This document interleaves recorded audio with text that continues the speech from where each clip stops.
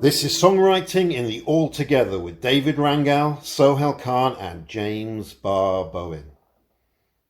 In March 2020, as COVID-19 began to stalk the land in earnest, lockdown was declared in the UK and all the gigs were cancelled.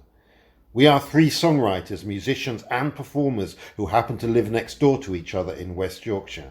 And so we decided that in the absence of performance opportunities, we would get together once or twice a week to share some songs and to enjoy each other's company. Gradually, this evolved into a songwriting circle, and we talked more about the craft and industry of what we do to write songs. This series of podcasts is a product of these sessions and conversations.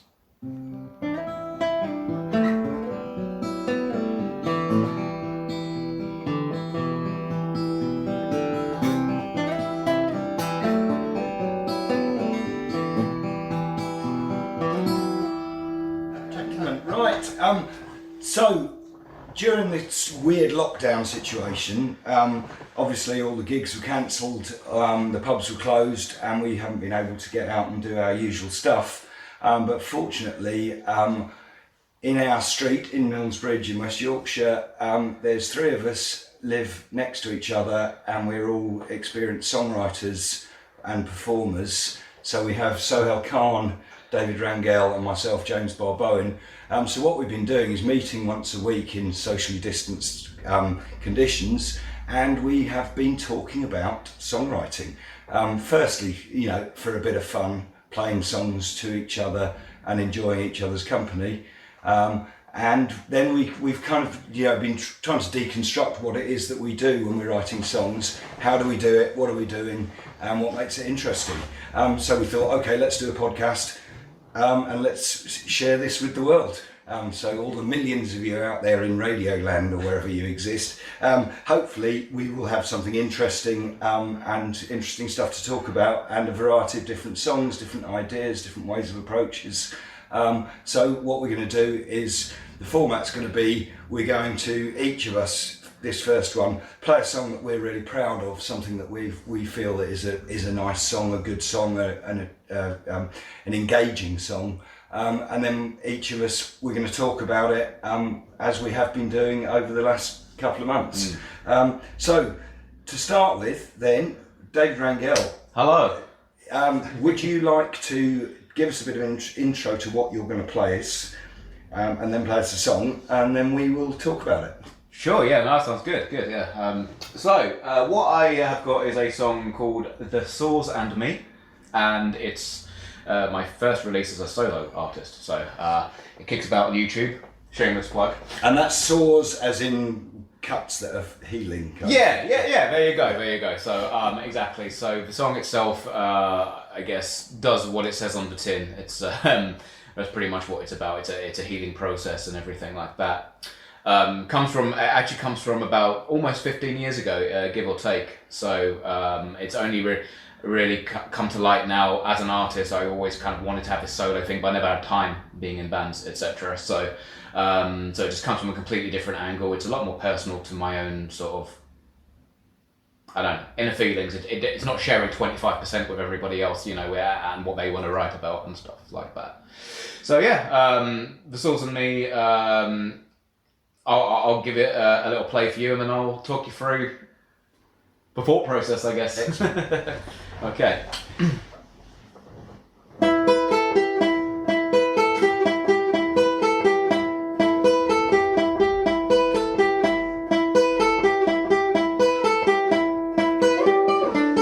Into my home, why not come inside me? Come and look around. Won't you like what you see? Come into my home, have a nose around, and come into my heart. Come and have a small play.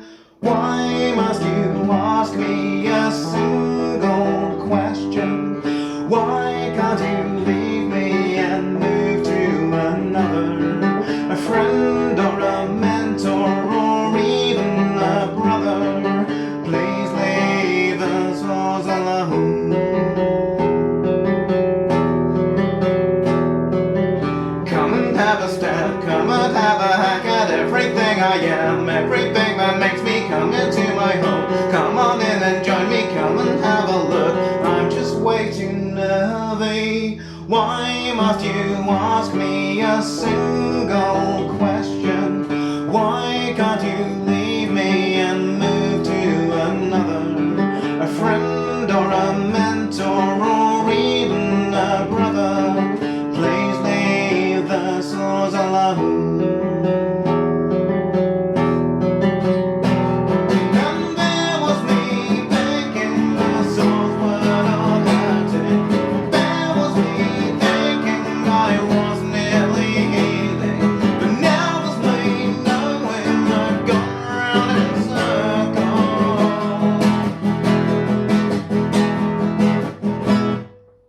Why must you ask me a single question? Why can't you leave me and move to another? A friend or a mentor or even a brother? Please leave the souls alone. Please leave the souls alone. Please leave my souls alone. Please leave my souls alone.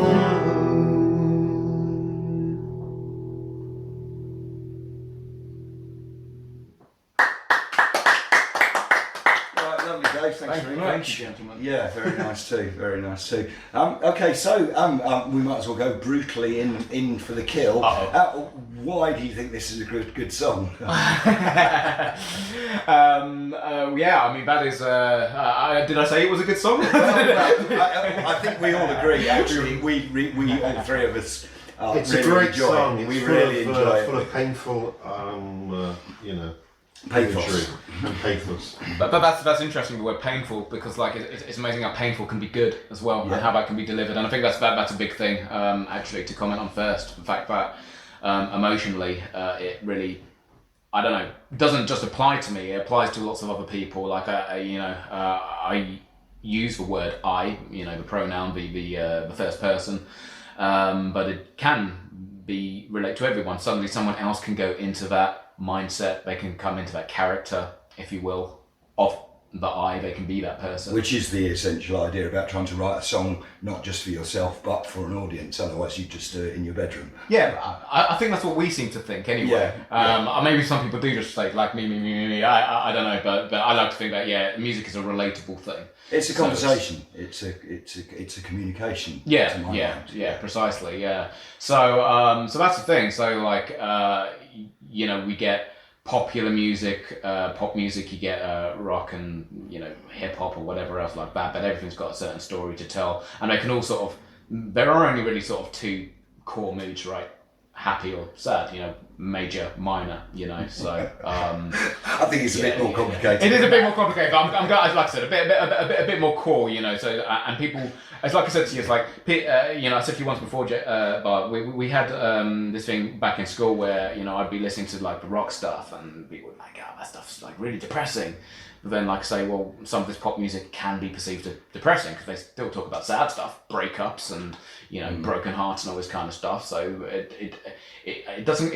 Like I say, it's not that simple. It's more complicated. But as you say in the song, it's about the wounds, the sores, but are healing. So it's that's kind of the point. Every cloud. Okay. I was thinking it was kind of like there was me thinking that the sores weren't hurting. So there's also this kind of like cover up. There's this idea of covering up pain and stuff. So, so I think that's a big part of it. Kind of like questioning emotions, the fact that you have to ride the waves. With that kind of stuff with the subject matter and whatever. So. Okay, so can we talk a little bit about the structure of how you put this song together then?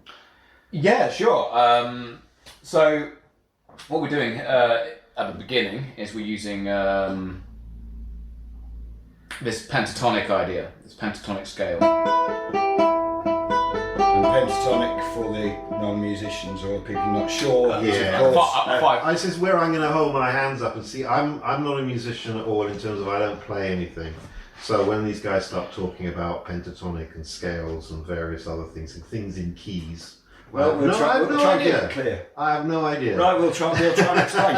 So pentatonic, to my understanding, is pen obviously is Greek for five. A pentatonic scale is a scale using 5 notes. Yep. Out of a whatever scale you're using.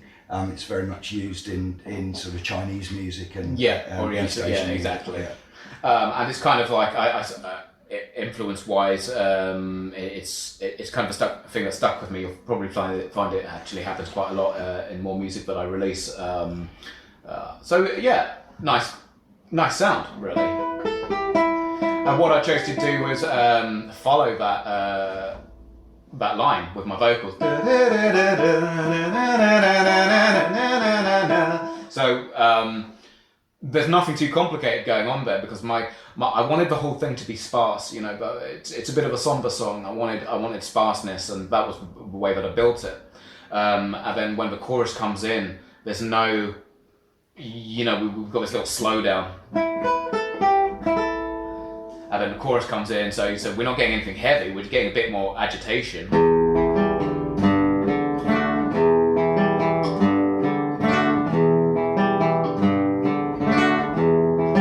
But it rather than it being big and loud, and that's kind of like a typical thing that I would do with the song usually, is kind of like really lift it, because I'm from a rock band background, so I would usually really lift it, but I thought like, no, all it has to be is, it just has to have a hook, right? Like it had to be catchy. And you just need to be able to differentiate it, I guess. You know, it's just the main part of the song. So I kept it plucked, I kept it all legato, nice and smooth, nice and dreamy, and changed the way that the vocals are. So when we've got this more static to a "Why must you ask me a single question?" So it's all more kind of, you know, just dreamy and floaty. Then I go back to the verse. So, sorry, this is something I should have said earlier. Obviously, I'm just keeping a very simple song structure, which is just predominantly copied from all other songs. You know, verse, chorus, middle 8, and then another chorus and or double chorus. I think we always say that, you know, a song should have a verse, a chorus, possibly a bridge, a middle 8, and possibly more choruses. But of course, every time you think about songwriting, you realise actually that song doesn't do that. That song does something else. Yeah. So the rules are there to be broken as well. But but this one you fairly much kept with the structure, which is verse, chorus, verse, chorus. Yeah, exactly. Yeah. So reason why I think it's a good song is, like, first of all, it's structured like a good song. But the second verse does something slightly different. We move away from this pentatonic scale, and I've slapped on an E minor 9.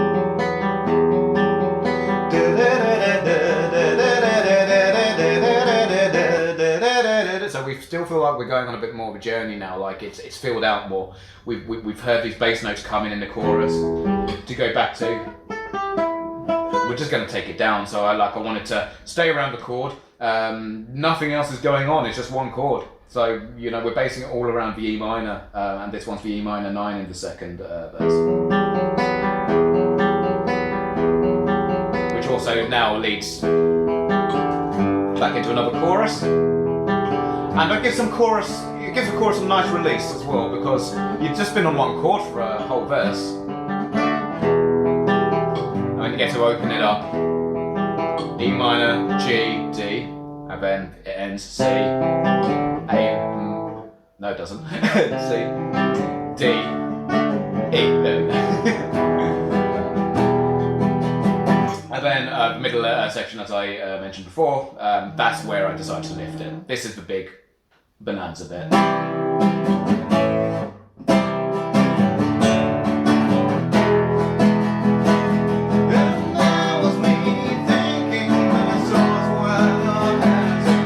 You know, so bigger, louder, and beastier. And interestingly, that although most of the song is around an E minor feel, actually in that bit you're chucking in a E major chord.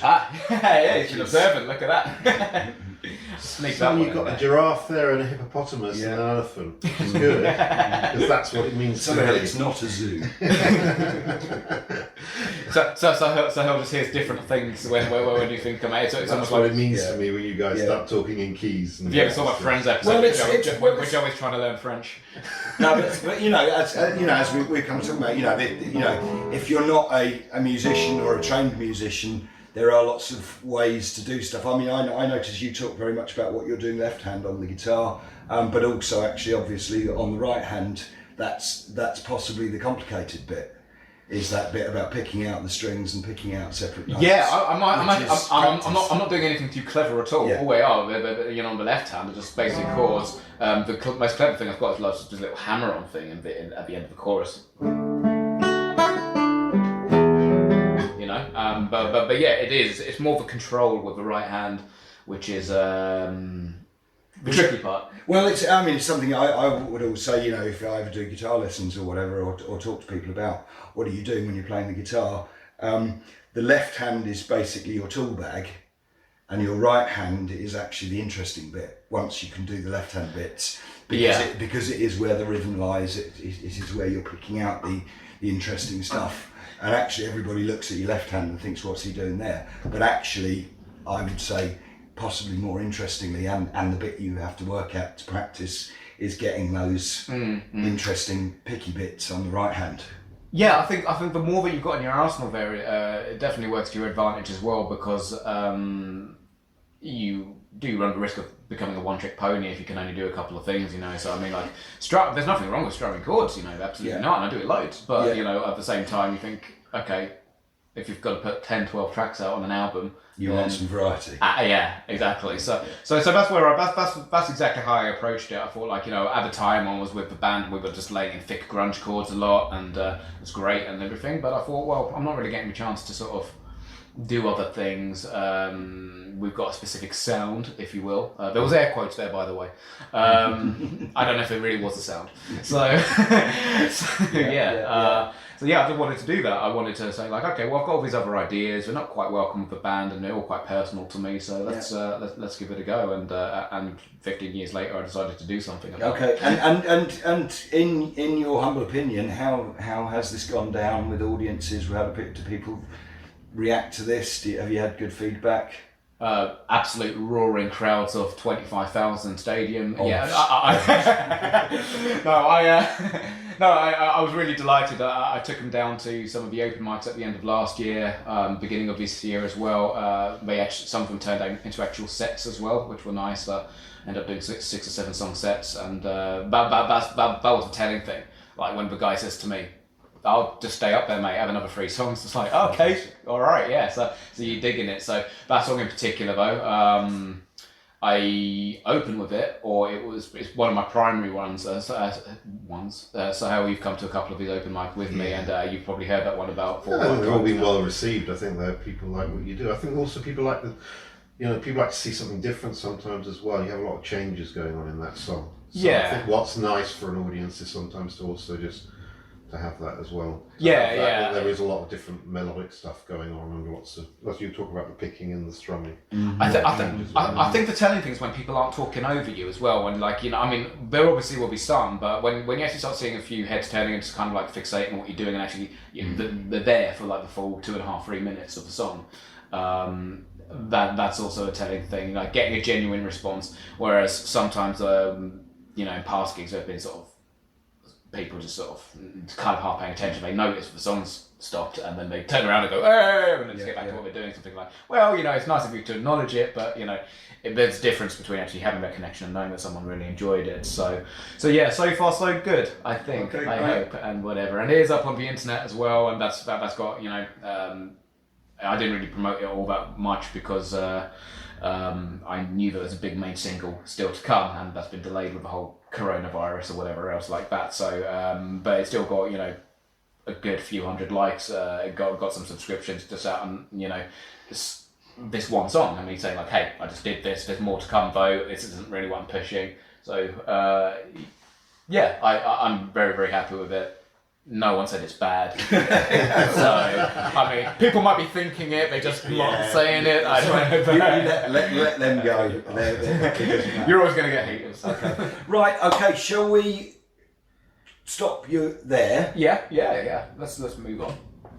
We could just move straight in, I think, guys. Why don't we just okay, shall we keep going straight on? Yeah, okay. I'm happy with that. Absolutely. We don't need a post-mortem on it. So, okay, no, that's great. Now, so handing over to the good Mr. Sohail Khan, what have you got for us? Well, I've got a song called Morning Star, and the way the song came about is there's a significant other that's not present in this room, because he's a teacher and he's busy on his Zoom talking to his various pupils right now on this Monday afternoon. And his name's Andy Squires, and I've worked a lot with Andy over the past, oh my goodness, must be nearly 10 years now.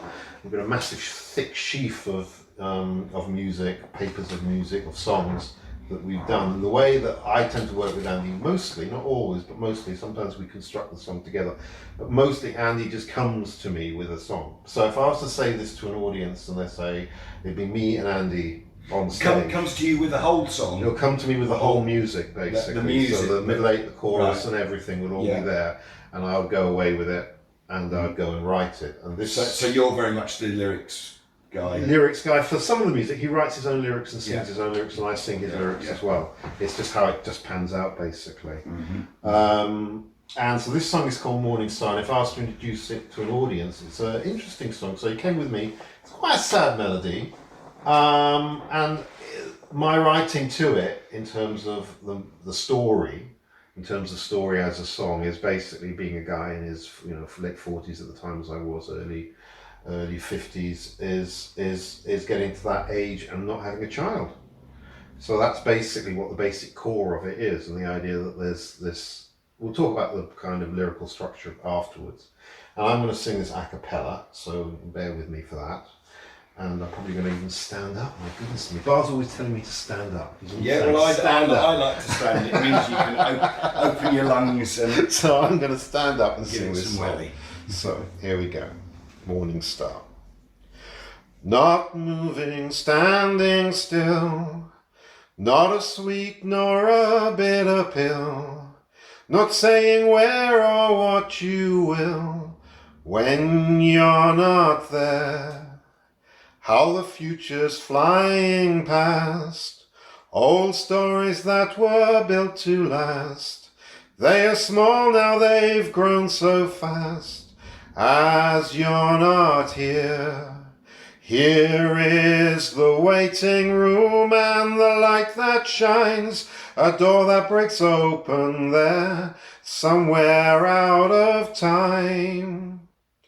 For all our lives are shining, and nothing kept here is beyond clear. So I sit and I wait for a morning star, as everything bought will cost you dear. And if I tell your truth, how will you come to know past this survival? It takes a lifetime to say. Who was walking in the park? Who would be rescued after dark? Who is waiting up at night, and whose corner would they fight? Let's spin this coin for you. Which side it falls you never knew. Choices made will keep their truth, and that is what remains.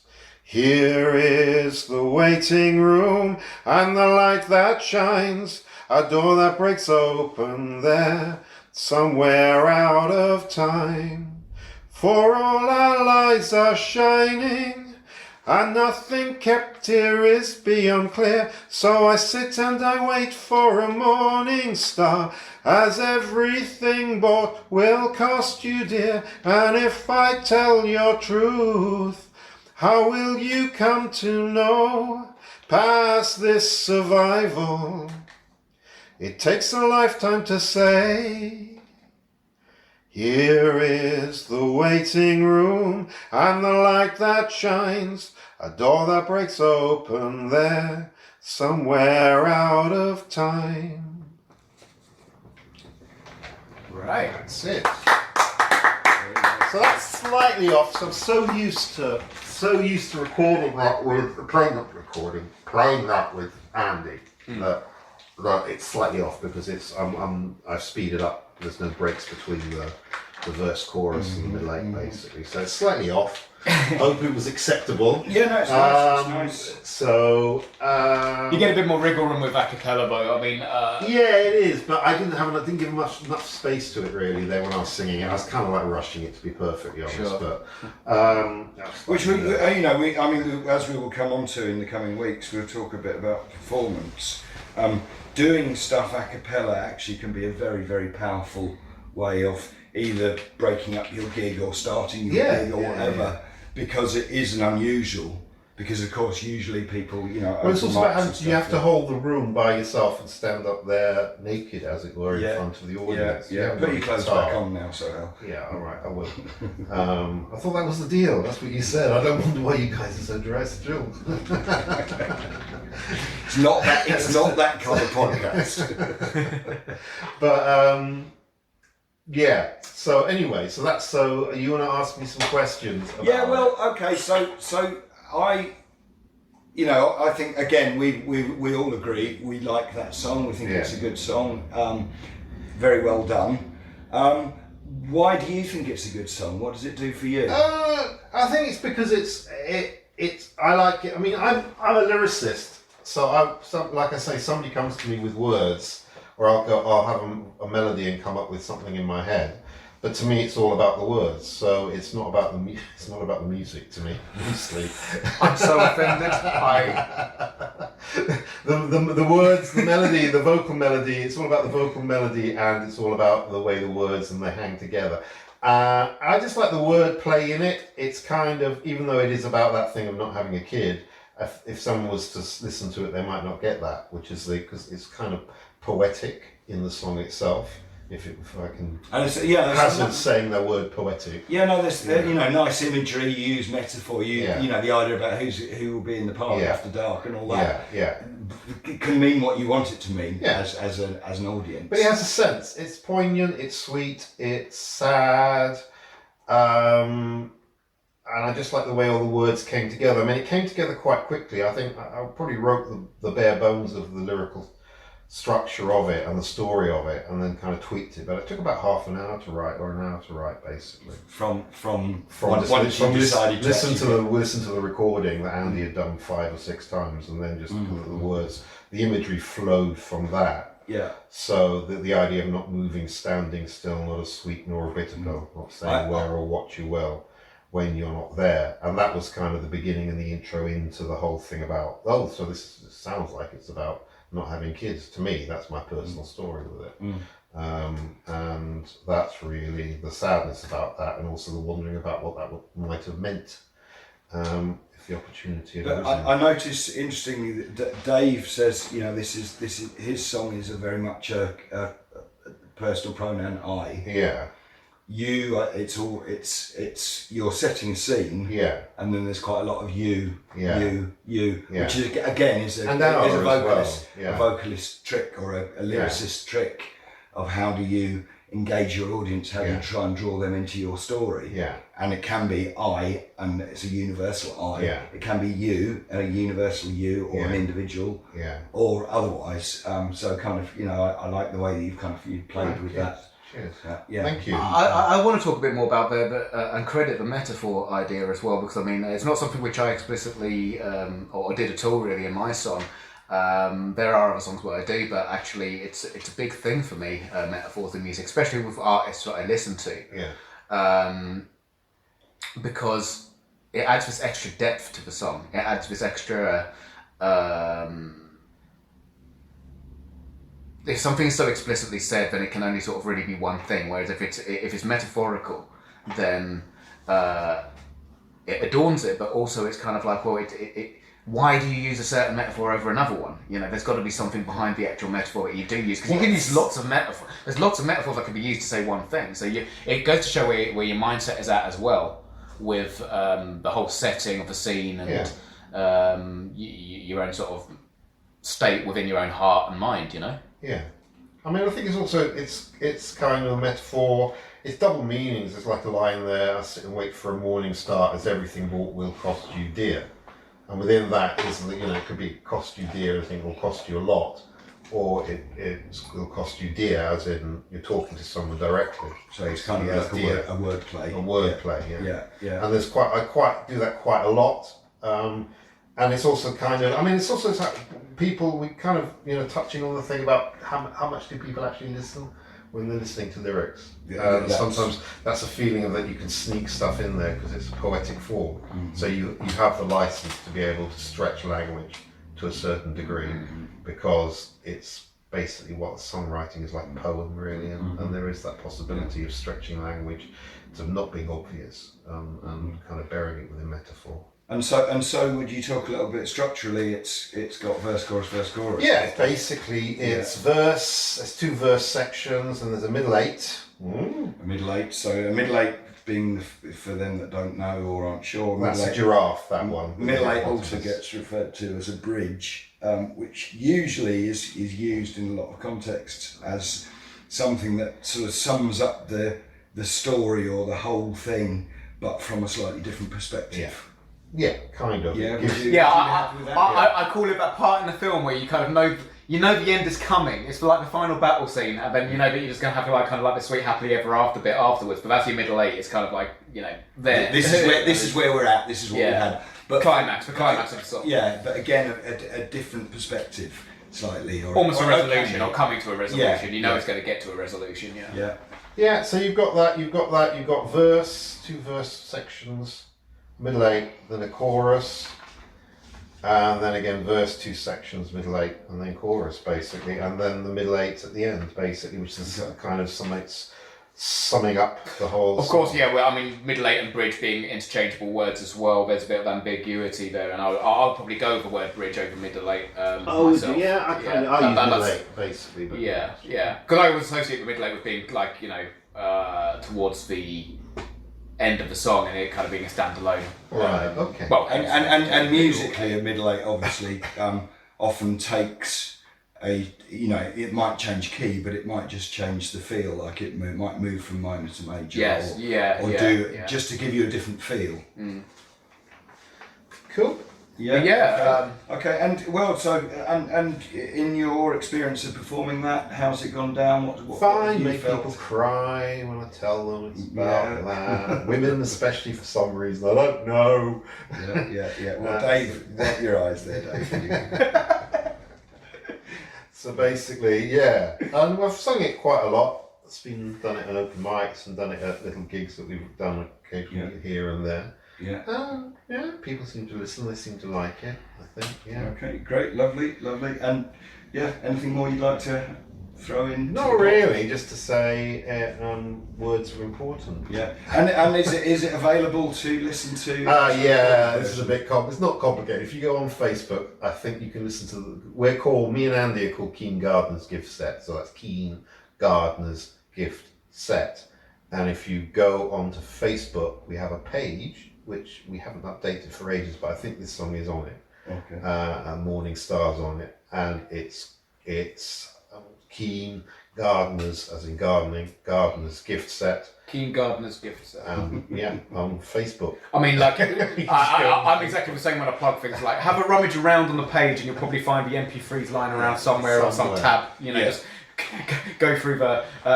First thing I do when I go to a Facebook page is I go to the About section, and it's from this hidden section there. But I'm thinking, I want to know this because I get these page invites, and I'm just like, what are you? So I have to go and explore. So do I want to like you? Do I want to follow you? I digress anyway. Okay. So we have to turn the tables on you now, don't we? Yes. Okay. I'm going to take a presenter role, but evidently. Okay, you can do that. You've got a piece of paper in your hand, so you go ahead. This is what we're going to do each week. We're going to rotate presenters, so that. Well, I don't know why. We thought of a reason, and we thought. Because I think essentially, this is a conversation, and this is a slightly more structured conversation than sometimes we've had. But the idea is to, as we said, it's about, you know, we want to sort of share our ideas and also welcome some feedback. I'm not quite sure how we'll do that, but you know, we'll get onto that. But it's a conversation between the three of us coming together as songwriters, trying to say, okay, what are we doing here? So share the spoils and all. Yeah. So, what would you like to tell us about the song before you play it to us? Right, okay, so the song I'm going to do is quite different from yours in that I wanted to write a very political song, and a lot of it came out of, you know, stuff around when the banking crash happened in 2008, but obviously subsequently often that you get people sort of talking about how important their jobs are and how they're not going to get their £1 million a year bonuses and blah, old bankers and stuff. And I feel possibly it's become even more relevant that we've actually in the corona crisis, we've realised actually who actually does the difficult jobs, who does the important work. But also another side to it is about that I've used the image of the butcher's apron, which is a rather uncomplimentary nickname for the Union Jack, because butchers traditionally in Britain wear blue and white stripes, and if you spill blood on it, you get something that looks a bit like a butcher's apron, which looks like a Union Jack. Make of that what you will. So I kind of wanted to, you know, bring in lots of things, and I decided that I wanted to write a song which just poses lots of questions about who actually does the grimmest jobs. Obviously from the people who do the hard work and sweat, or the people who do clean the toilets to make everything else possible. But also, you know, as a kind of folk song, which I think it probably is. There's also an important kind of anti-war statement I wanted to make about, you know, actually, you know, the shittest job I can imagine doing is going to war and fighting for a cause, particularly one that you don't necessarily fully believe in. So the third verse kind of deals with that. I'll have a play. Okay, it's called The Butcher's Apron, is it? The Butcher's Apron. Yeah, okay, and it goes something like this.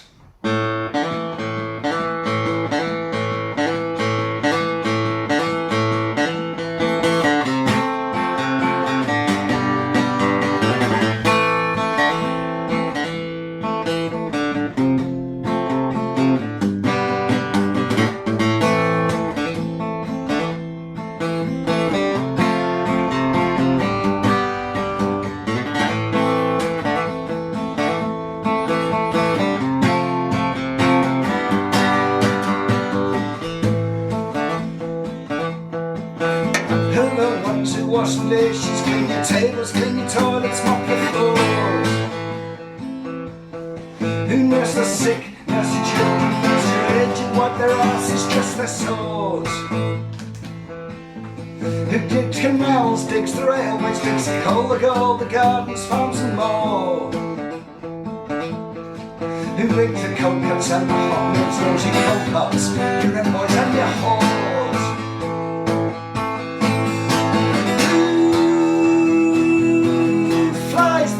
Apron.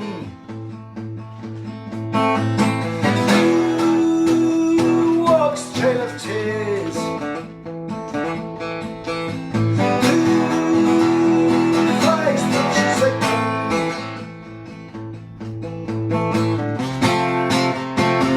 Who walks the trail of tears?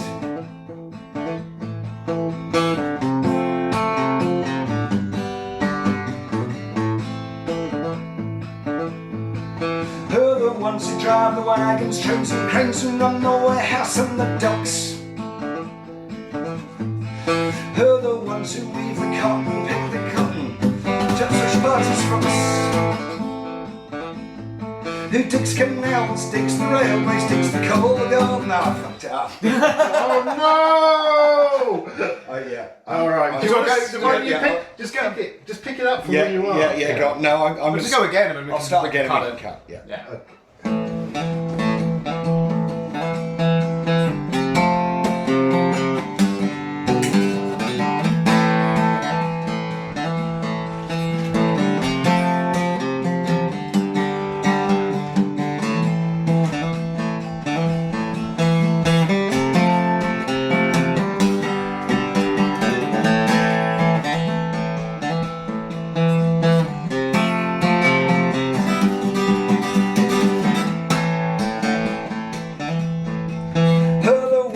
wash the dishes, clean your tables, clean your toilets, mop your floors. Who nurse the sick, nurse your children, nurse your aged, wipe their asses, dress their sores. Who digs canals, digs the railways, digs the coal, the gold, the gardens, farms and more. Who makes the cold cuts and the hot meals, warms your cold hearts, your red boys and your whores.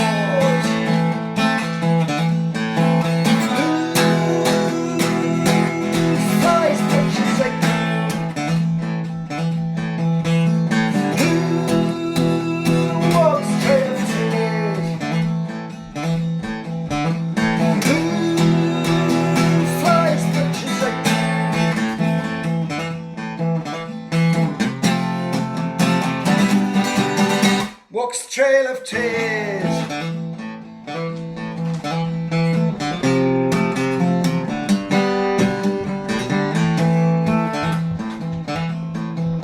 Who are the ones who wouldn't cleans and run the warehouse and the docks? Who weaves the cloth, spins the yarn, picks the cotton for your sweatshop party frocks? Who go up towels and scrape and barrels and pins, all the setbacks and hard knocks? Who makes the cold calls on the hotlines, rolls your cold hard, remembers empty cold.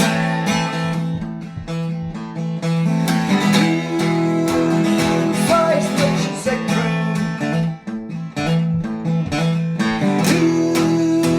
Who walks the trail of tears?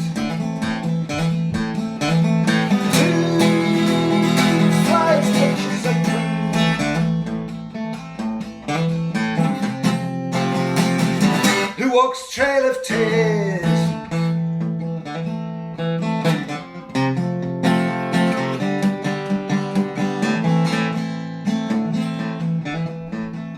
Who are the ones who dig the trenches, lay the barbed wire, hold the line in endless wars? Who are the ones who police the empires, get down and dirty? It's time to settle scores. Who follows orders, breaches borders, frontline force of powers, corridors?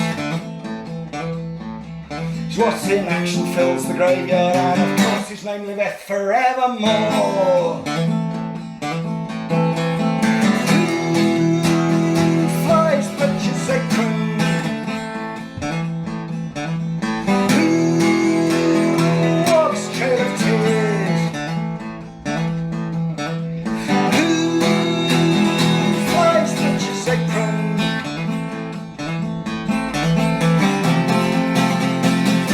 Who walks the trail of tears?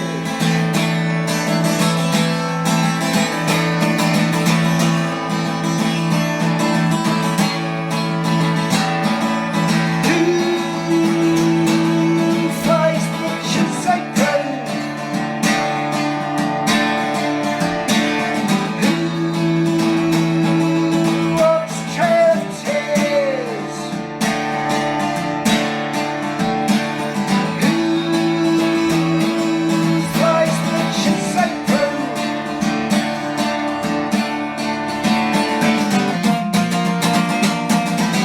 Who walks the trail of tears? Yay. Woo! Okay, thank you. Cheers. You're very welcome. Yeah. So, Bar, Yeah. why is that a good song? Why is that? I think it's a good song because I find the rhythm is very insistent, and so it's a real prick up your ears and think about it. Have a listen to this.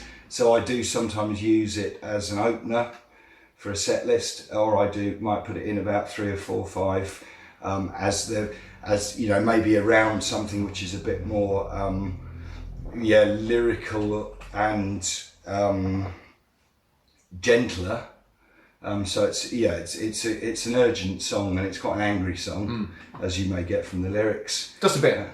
Just a bit. And it works for me. It really works for me. It's a very simple structure, in that it's verse, chorus, verse, chorus, verse, chorus, chorus. The idea of sorry, just going back to the angry side, I think going back to the whole emotion as well. So, like I say, it was quite different to mine. It's quite different to all of them. In fact, we've all got very different kind of perspectives, and this idea of you've got to get something out.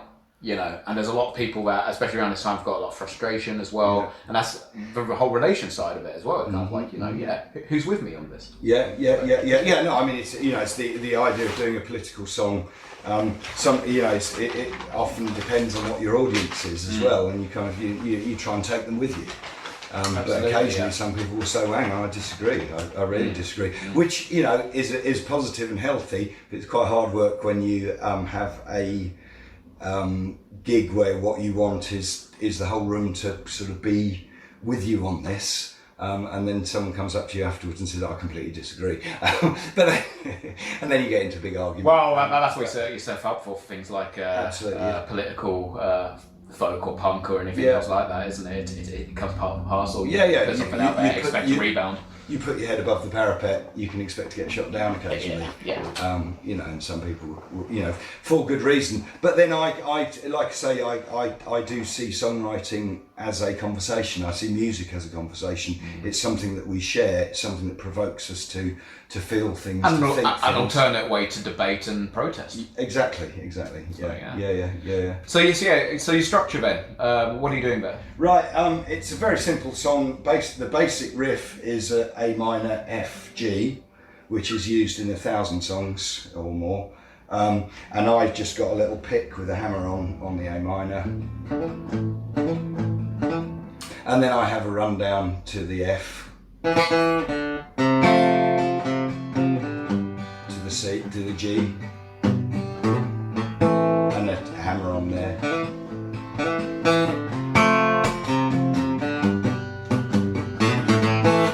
And I would vary that depending on what the audience is and whether I'm amplified or unplugged, as to how much I strum and how much I do try and pick out those notes, depending how it carries in the room. And then the chorus is just a E major back to the A minor, E major back to the A minor, E major back to the A minor. So and you're taking the picking out of it then, aren't you? You're I do on the E major, and then and again it depends. I quite like it if I can get the pick in, but obviously there's a lot going on there, and as you do us a favour, just play the chorus just one more time, the way that you'd usually. Apron. There we go. Who walks trail of tears?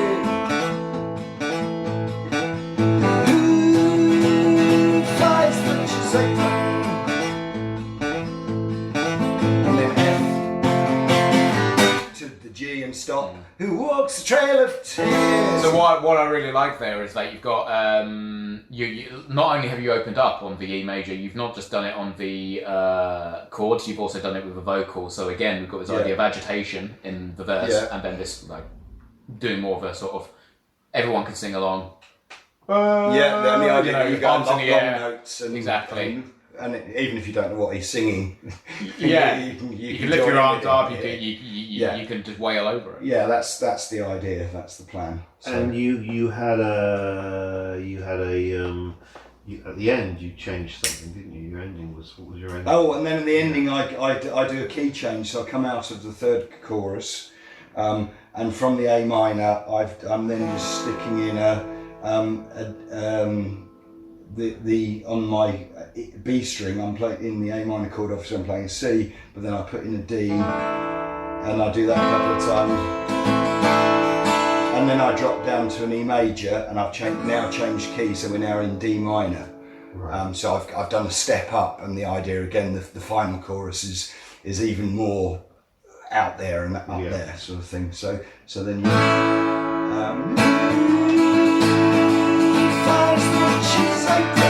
But the notes are in the same. The intervals are the same, but it's just I've changed key. Yeah, that's. By the way, he didn't change the locks, Sohail. He just changed the key in the song. This was Flamingo. Yeah. Was it a flamingo? I think it was a meerkat, basically. Put a meerkat in there. Again, they're interchangeable. An albino badger, actually. Anyway, enough. But yeah, I think that the key change is an interesting thing because it's a device which is not used in all pop songs actually, but it's used in a lot of successful ones. Yeah. The one that really springs to mind for me is "Living on a Prayer," Bon Jovi that does that, and it's almost like this. Would you say triumphant kind of feel that you get from raising it? It's conclusive sort of thing. So okay, now we're really going to go for it. Now we really are going to open our lungs and sing it. Yeah. So for whatever reason, okay. Yeah. So that, and structurally it is fairly straightforward in that the verses just go around the same riff, round and round. I changed the melody slightly. The third line has is a slightly different phrasing, because one thing I've like in songwriting is, and work at very hard, is getting the syllables on the beat and making sure that the rhythm carries it, which again is a kind of poetry thing, but there is a rhythm that's carried by the instruments, the guitar or more. But there is also a very clear rhythm that's carried by the singing. That very much in English you do this, soft beat, hard beat, soft beat. So what I'm doing is lining up a load of different questions. Who does this? Who does that? Who does this? Who does that? And how I actually wrote the song was I'd kind of gathered a whole list of different jobs that people do, that are often the ones that aren't well paid. They're often the ones that are hard work. They're often the ones that are shit jobs, or even, it's like when people talk about you saying, the beggars on the street and how rubbish that is. I quite often say, but what a crap job, eh? If that's your option, if that's all you've got to do, then begging on the street is a really hard job. And obviously in the song, I'm kind of going from the people who do, the hard physical labour, to the people who do the things like, I wanted to also put in the idea about, like prostitution or something. It's such a lowly regarded profession, but actually it is one of the social lubricants that keeps our societies going. And even in very, very sort of conservative and very oppressive societies, prostitution still exists, as the oldest profession.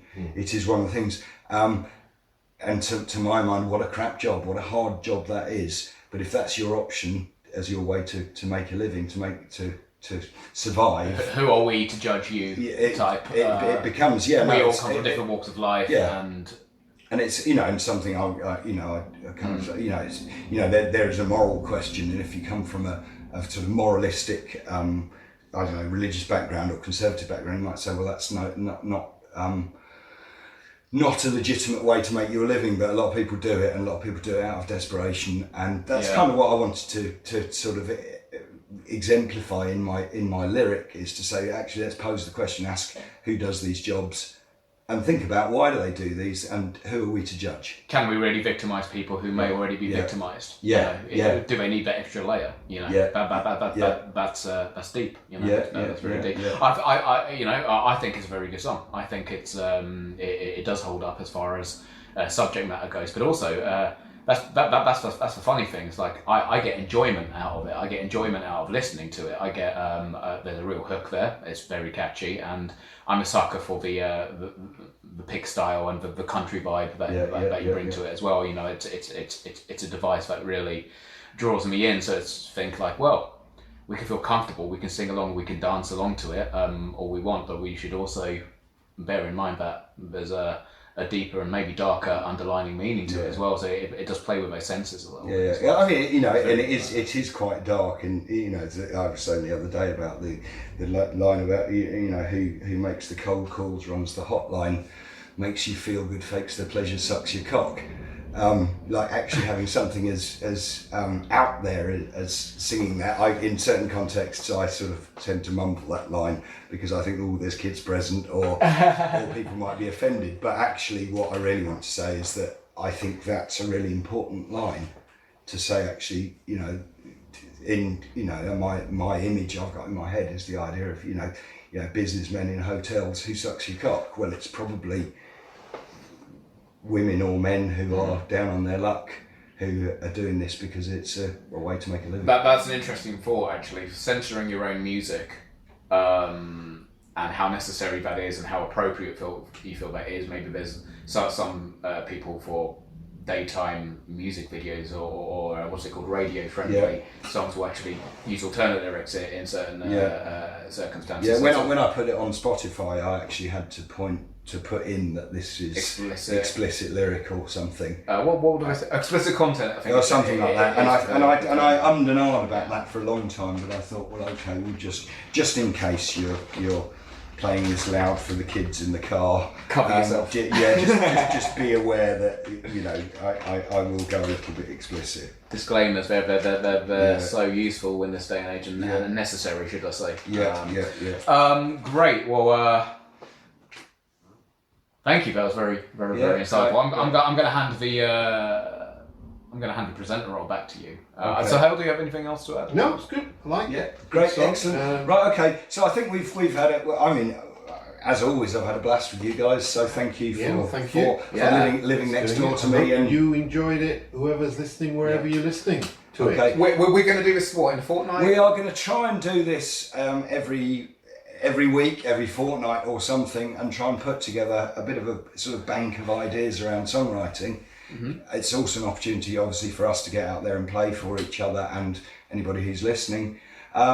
So we would very much welcome some sort of feedback, but I'm not sure quite how we're going to work with that. But if there's a comment section anywhere where you're listening to this, then throw it up. Please, we haven't quite figured that bit out yet.